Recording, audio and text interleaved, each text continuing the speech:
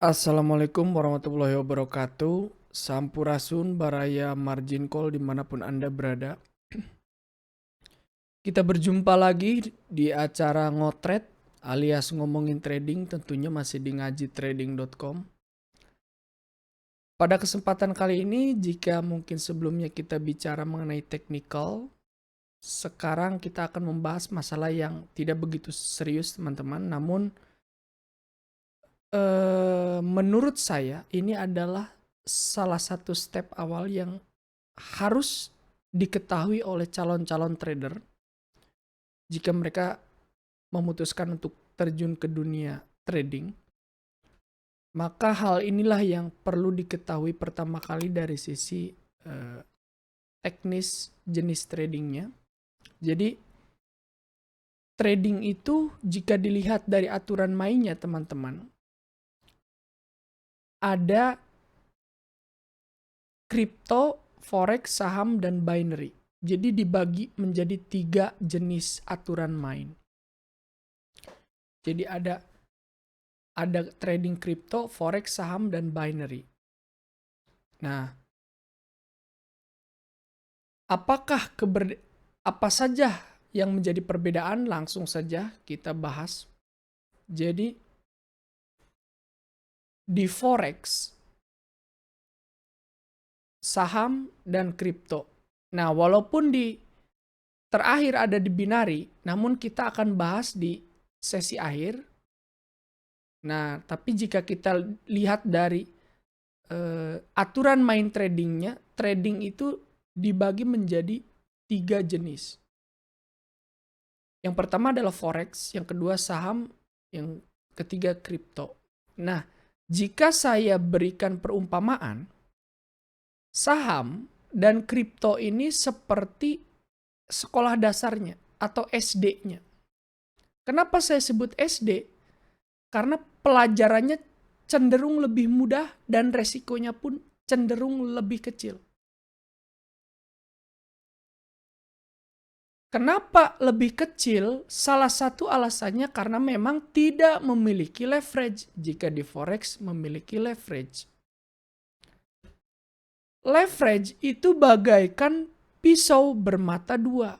Di satu sisi, pisau yang tajam itu akan sangat bermanfaat jika digunakan untuk hal yang berfaedah. Di sisi lain, jika pisau itu bermata dua dan digunakan oleh orang yang tidak piawai, maka akan membunuh dirinya sendiri. Seperti itulah leverage. Namun akan kita bahas tuntas, kita akan berikan ilustrasi yang benar-benar dari studi kasus agar teman-teman tahu apa itu leverage. Karena kalau saya sebutkan definisinya, teman-teman tidak akan mengerti. Mungkin akan sangat sulit mengerti. Nah, ini adalah ilustrasi leverage, teman-teman. Di suatu negeri antah berantah, ada seorang bapak-bapak, kita sebut saja Pak Arman. Dia memiliki mobil dan bermaksud untuk menjualnya. Dan di sini ada Pak Junaidi yang bersedia untuk membeli mobil Pak Arman dengan harga yang telah disepakati sebesar 100 juta rupiah. Kata Pak Junaidi, Pak Arman, oke, saya setuju dengan harga yang Bapak ajukan, tapi untuk pelunasannya mungkin kasih saya waktu 1 bulan ya Pak. Insya Allah bulan depan saya lunasi. Untuk sekarang, gimana kalau saya kasih DP dulu 10 juta? Kata Pak Arman, oke, nggak masalah. Dan Pak Junaidi ini menyerahkan 10 juta ini sebagai down payment kepada Pak Arman. Yang berarti mobil Pak Arman sudah milik Pak Junaidi. Dan Pak Junaidi juga berhak untuk menjual mobil Pak Arman. Walaupun belum melunasi sebelum 100 juta. Harga yang 100 juta ini. Nah, karena Pak Junaidi ini adalah seorang pengusaha juga, tentu Pak Junaidi menginginkan profit dari hasil jual beli mobil tersebut. Dan Pak Junaidi bermaksud menjual mobil tersebut dan kepada Ibu Siti. Ibu Siti pun setuju dengan harga yang diajukan oleh Pak Junaidi. Katakanlah harganya adalah 105 juta rupiah. Sehingga Ibu Siti harus memberikan down payment sebesar 15 juta rupiah. Kepada siapa down payment ini diberikan? Kepada Pak Junaidi yang sudah memberikan down payment 10 juta kepada Pak Arman. Berarti Pak Junaidi memiliki untung atau profit dari hasil penjualan ini sebesar 5 juta rupiah. Walaupun Pak Junaidi belum melunasi 100 juta rupiahnya, tapi berhubung sudah dibeli oleh Ibu Siti sebesar 105 juta rupiah dengan harga yang disepakati, yang akan dilunasi bulan depan juga, berarti mobil sekarang milik Ibu Siti. Dan sebagai konsekuensinya, Pak Junaidi yang hanya bermodal 10 juta bisa menjual belikan mobil yang harganya 100 juta dengan untung sekitar 5 juta rupiah. Nah, konsep modal 5 juta, modal 10 juta bisa memperdagangkan 10 juta rupiah harga mobil. Ini adalah konsep leverage, daya ungkit atau hutangan yang diberikan oleh broker kepada para trader. Untuk apa? Untuk bisa membuka transaksi yang lebih besar. Sebagai konsekuensi, down payment yang 10 juta ini akan terus digerus oleh equity sesuai dengan kenaikan dan penurunan harga mobil Pak Arman. Oke teman-teman, itulah konsep leverage yang tadi saya jelaskan di atas.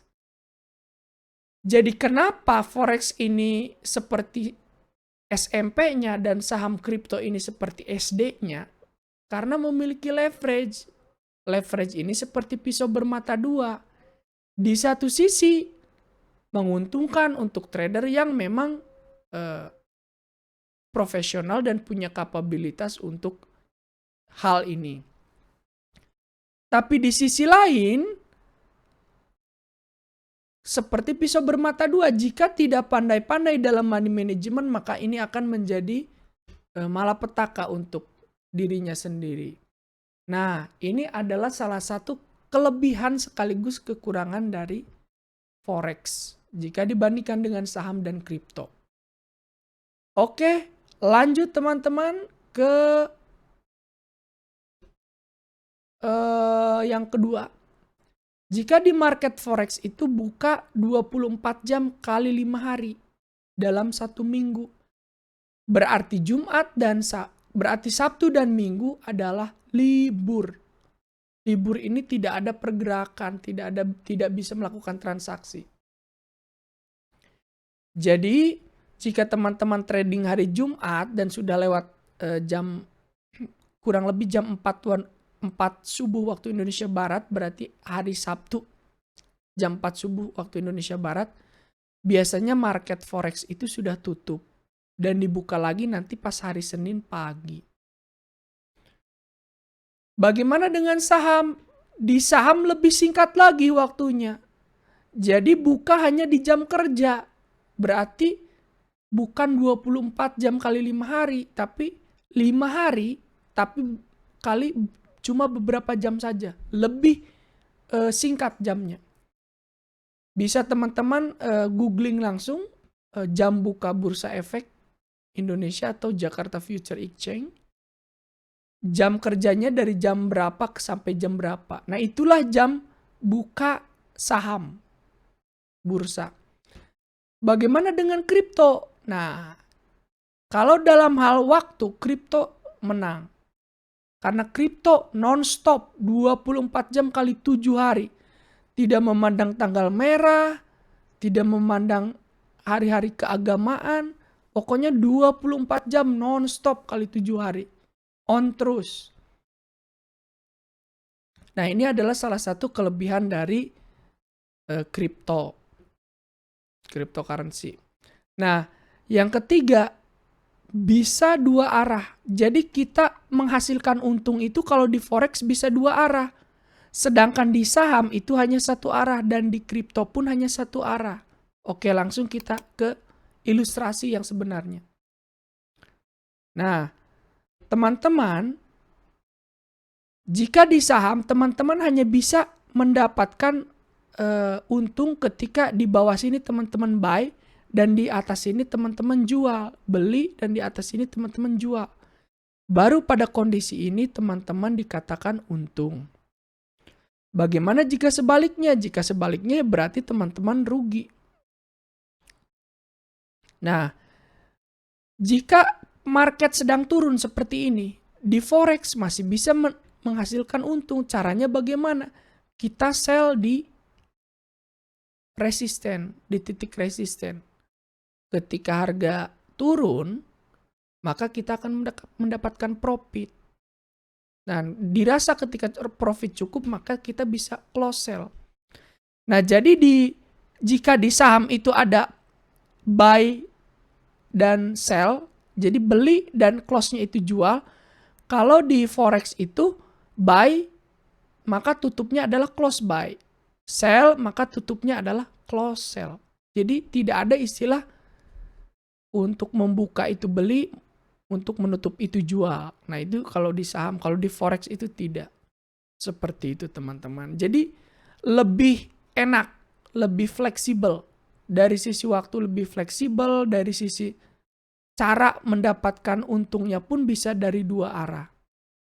Kondisi market. Jadi kita tidak perlu hanya menunggu kapan nih harga menyentuh resisten nih. Kapan harga turun dan menyentuh resisten baru kita beli. Bahkan ketika kapan harga berada di support agar bisa dibeli. Tapi kapan harga berada di resisten pun kita bisa cari untung kalau di forex. Kalau di saham tidak bisa karena tidak ada istilah short sell di pasar modal Indonesia. Lain ceritanya mungkin di pasar modal luar. Oke, teman-teman, langsung ke perbedaan berikutnya. Yang keempat adalah platform trading universal, yaitu MetaTrader 4. Kalau di forex namanya MetaTrader. Kalau di saham itu platform tradingnya mandiri. Jadi tiap penyedia atau tiap sekuritas itu beda-beda. Seperti mungkin kalau di Mirai itu seperti ini, kalau di broker lain akan berbeda lagi. Tapi kalau di forex semuanya memiliki platform MetaTrader. Jadi kalaupun kita mau pindah broker, kita tidak harus belajar lagi cara menggunakan aplikasinya. Karena semua broker menggunakan MetaTrader yang sama, yaitu yang paling populer adalah MetaTrader 4. Walaupun sekarang sudah ada MetaTrader 5, tapi usernya, penggunanya masih lebih banyak MetaTrader 4. Nah, ini adalah perbedaan dari sisi platformnya. Selanjutnya, nah kalau di kripto ini bagaimana? Sama, platform tradingnya mandiri. Contoh misalkan seperti di Indodax. Kalau di Indodax itu bentuknya seperti web base, kayak mirip seperti di TradingView. Jadi bentuknya itu kita harus buka browser dan kita ketikkan alamat Indodax-nya, misalkan contoh.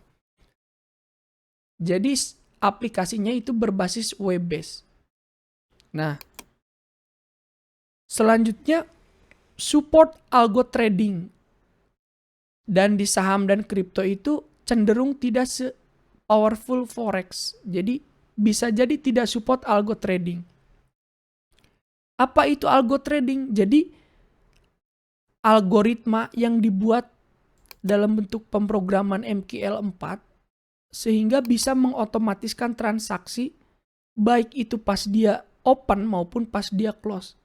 Jadi kita sama sekali tidak mengoperasikan apapun selama komputer kita terhubung ke internet dan nyala, maka dia yang akan mengotomatiskan transaksi semuanya dalam bentuk expert advisor. Jadi expert advisor ini adalah seperti plugin di MetaTrader 4. Jadi aplikasi bawaannya MetaTrader 4 dan kita masukkan expert advisor plugin khusus yang dibuat oleh programmer dari hasil algoritma trading para trader untuk bisa mengotomatiskan transaksi dari strategi trading yang trader miliki. Nah, di MetaTrader urusan algo tradingnya ini sangat powerful, berbeda dengan yang ada di sekuritas seperti di Mirai. Nah, bisa dilihat dari bentukannya saja, ini hampir mirip seperti Binomo, all-in trade. Jadi bentuknya aja cenderung lebih simple, tidak begitu powerful. Dan fiturnya pun ya terbatas. Nah, berbeda dengan platform trading di broker luar negeri seperti di Interactive Broker. Nah, ini adalah salah satu broker saham di luar negeri. Dia menyediakan platform Interactive Broker di mana jika teman-teman ingin masuk di Interactive Broker ini, teman-teman minimal $10.000. Jadi sangat besar memang modalnya. Jika kita trading saham memang modalnya itu lebih besar jika kita dibandingkan dengan forex. Ini di Interactive Broker memerlukan $10.000 minimal depositnya. Kalau di Mirai kan cukup dengan 10 juta. Di Philip Sekuritas kan cukup dengan 1 juta. Di MNC Sekuritas 2 juta. Di Mandiri Sekuritas 3 juta. Di Indo Premier bahkan 100.000 juga bisa. Nah, kalau di broker luar negeri tidak seperti itu, teman-teman. Jauh lebih besar lagi. Minimal $10.000 untuk kita bisa trading di broker yang paling powerful ini nih, di luar tentunya. Dengan lisensi Amerika tentunya. Nah, ada lagi Thinkorswim. Ini salah satu platform dari trading saham juga. Broker luar negeri punya, bukan broker kita. Nah, oke teman-teman. Nah, ini adalah platform trading dari binary option. Nanti kita bahas ini di bab selanjutnya. Setelah kita bahas ini. Jadi platform tradingnya itu mandiri alias buatan provider sendiri. Jadi tiap teman-teman mau ganti provider atau sekuritas, maka teman-teman harus belajar lagi jika di saham dan kripto. Tapi jika di forex itu hampir setiap broker menggunakan universal platform trading seperti MetaTrader. Support algo trading tadi sudah saya jelaskan. Di forex ini paling powerful jika dibandingkan dengan yang lainnya. Karena teman-teman bisa menggunakan expert advisor yang begitu powerful juga. Dari mulai open posisi sampai close posisi sampai memperhitungkan resiko, semuanya bahkan bisa dikerjakan oleh robot atau expert advisor. Dan yang terakhir, bisa mulai dengan modal kecil. Kalau di forex, kenapa? Karena memiliki leverage, daya ungkit. Sedangkan di saham adalah sebaliknya, modal awal besar. Di Mirai saja 10 juta. Kenapa Mirai lebih besar daripada yang lain? Karena biasanya yang lebih minimal top up-nya paling besar, itu komisinya paling kecil. Kenapa harus memilih komisinya yang paling kecil? Agar mendapatkan profit yang lebih besar. Ya kurang lebihnya seperti itu teman-teman. Nah, jika di kripto itu modal awalnya itu relatif tergantung harga koin. Anda mau main di mana? Anda mau main di Bitcoin berarti untuk beli 1 Bitcoin Anda harus jual rumah, jual tanah, jual mobil. Karena satu Bitcoin sekarang sudah berada di angka 800 juta. Oke teman-teman, itulah sedikit perbedaan dari 3 jenis kategori trading ini. Dan saatnya kita membahas yang terakhir, yaitu mengenai binary trading. Binary trading, jika saya ilustrasikan, ini adalah SMA-nya. Kenapa? Karena kesulitannya paling tinggi. Kenapa kesulitannya paling tinggi? Karena probability win-nya pun akan, atau probability menangnya pun akan semakin kecil. Kenapa saya katakan probability menangnya semakin kecil? Karena komisinya besar. Contoh, kita langsung lihat.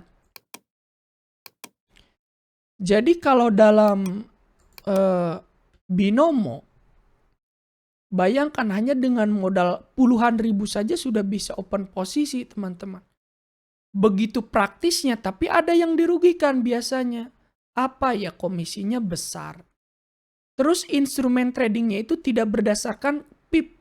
Jadi kalau di forex, perkenaikan pip ini maka akan bertambah untung kita. Jadi dalam satu kali pip ini misalkan min 0,04. Nah, itu adalah komisi untuk broker dalam satuan pip. Jika di binary option seperti binomo dan kawan-kawan, Olimtrade, IQ option, mereka itu tidak peduli. Anda mau naik 10 pip, mau menaik 100 pip, 200 pip, yang penting prediksi Anda itu benar dalam kontrak waktu tertentu. Contoh dalam 30 detik, atau dalam 1 menit, atau dalam 2 menit, atau dalam 1 jam. Misalkan Anda menebak harga ke atas, ya ketika harga ke atas mau itu naik 1000 pip juga ya tetap untungnya sama. Untungnya sama berapa? Misalkan saya kasih contoh, Anda buka $1. Atau misalkan kita rupiahkan lah, Anda buka 20.000, misalkan satu kali transaksi. Nah, ketika Anda menang itu berarti 0,9-nya. Jadi tidak genap 40.000 nanti Anda dapat, tapi misalkan 39.000 yang Anda dapat. Tapi ketika Anda loss, maka Anda loss 1. Jadi jika modal 20.000 ya Anda akan loss 20.000 juga. Jadi bukan 0,9-nya. Kalau untungnya itu 0,9, kalau 90% bukan 0,9. Kalau ruginya ya 100%. Jadi probability win-nya tuh lebih kecil daripada yang lain karena komisinya besar. Nah, selisih dari harga teman-teman waktu menang dan kalah, maksudnya pas teman-teman profit kan teman-teman dapat 90%, sedangkan ketika teman-teman rugi, maka teman-teman rugi 100%. Nah, selisih dari 90 dan 100 ini adalah 10. Nah, 10%-nya ini adalah komisi untuk broker atau untuk platform apa yang binomo yang teman-teman gunakan. Nah, itulah perbedaan dari binomo dan instrumen trading yang lainnya. Jadi saya katakan binomo ini memang praktis tapi memiliki risk yang lebih besar. Jadi binary ini kategori yang jika teman-teman kalah itu akan sangat cepat, bahkan hanya dalam hitungan detik teman-teman bisa kehilangan uang. Kalau di forex itu kehilangan uangnya itu berdasarkan kenaikan pip. Jika memang market cenderung digerus dengan kondisi market yang very bullish ataupun bearish, maka equity teman-teman akan digerus sesuai dengan pergerakan itu. Jadi bukan dengan kontrak harga, karena ini mengandung leverage. Kalau yang di forex, kalau yang di saham itu ibaratkan trading forex dengan leverage 1:1. Nah, itu sama seperti kripto dan saham. Namun bedanya kalau di binary komisinya lebih besar seperti yang sudah saya katakan tadi. Oke teman-teman, saya cukupkan sampai di sini mengenai perbedaan dari trading kripto, forex, dan saham binari. Mudah-mudahan Anda bisa memahami apa yang tadi saya sampaikan. Oke teman-teman, saya cukupkan sampai di sini. Don't go anywhere, stay tuned on ajitrading.com and see you to the next video.